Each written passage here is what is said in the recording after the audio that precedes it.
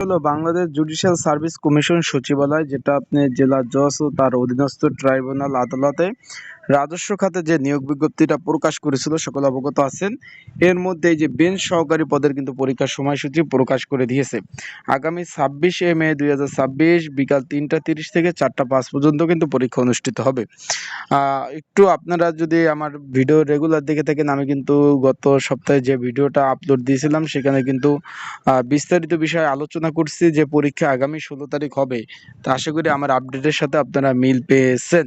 এখন যারা পরীক্ষার্থী রয়েছেন, অ্যাডমিট কার্ড কিন্তু ডাউনলোড শুরু হয়ে গেছে।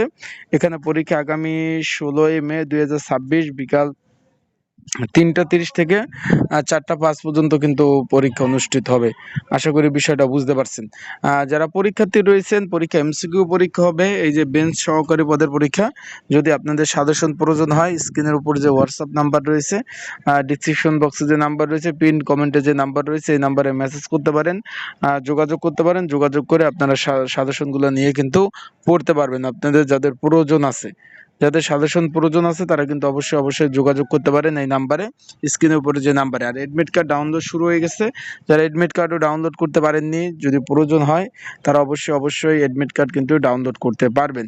তা ভালো থাকুন, সুস্থ থাকুন, আপনাদের জন্য শুভকামনা, দোয়া রইল। আর পরীক্ষা এমসিকিউ হবে, ভালোভাবে প্রস্তুতি নেন।